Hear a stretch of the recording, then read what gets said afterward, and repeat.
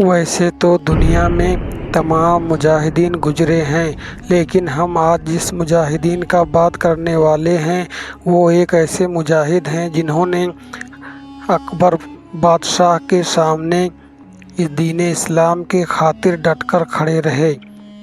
इमाम रब्बानी हज़रत मुजाहिद अल-फस्सानी रहमतुल्लाह अलैह, जो हिंदुस्तान के शहर सरहिंद में पैदा हुए, उनके दौर में अकबर ने दीन की शक्ल को ख़राब कर दिया था। दीन इलाही के नाम से एक नया दीन दुनिया के सामने पेश कर दिया था, जो बिदातों और रस्मों का पिटारा था। वो वक्त था जब अकबर के बेटे जहांगीर ने अपनी ताकत के नशे में आकर उलमा को लिखा कि मुझे फतवा दो कि बादशाह को सजदे ताज़ीमी करना जायज़ है। जब लोगों के सामने जेलों के दरवाजे खुल चुके थे, जब उनके दुर्रे नज़र आ रहे थे, खालो पीठ से उतरी नज़र आ रही थी, उस वक्त कुछ रब्बानियत हक परस्त ऐसे थे, कुछ आकार उलमा ऐसे थे जिन्होंने जान की परवाह तक न की, इसलिए कि दीन की हिफाजत उनकी जिम्मेदारी थी।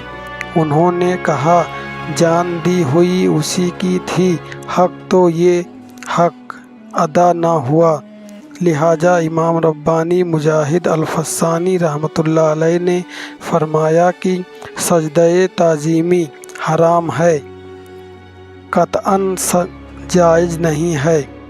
इस कलमे हुक की वजह से आपको ग्वालियर के किले में बंद कर दिया गया, आपके पाँव में जंजीर डाल दी गई, आपको बेड़ियों में रहना तो कबूल कर लिया, मगर उसकी गलत बात के आगे झुकने नहीं, क्योंकि उनके रब के सिवा किसी के आगे झुकना नहीं आता था। सारी ज़िंदगी रब के सामने पेशानियाँ झुकाने वाले भला मखलूक के सामने कैसे झुका सकते थे। आखिर उनकी इस्तिकाम की बदौलत अल्लाह रब्बुल इज़्ज़त ने एक वक्त वो भी दिखलाया कि जब जहांगीर बादशाह को झुकना पड़ा, सब अमीर उस फ़कीर के सामने अदब के साथ खड़े हुए और कहने लगे, जो आप कहेंगे आज हम वही करेंगे। लिहाजा बिदातों को ख़त्म कर दिया गया, रस्मों को तोड़ दिया गया और उसकी जगह नबी अकरम सल्लल्लाहु अलैहि वसल्लम की सुन्नतों को रिवाज दिया गया।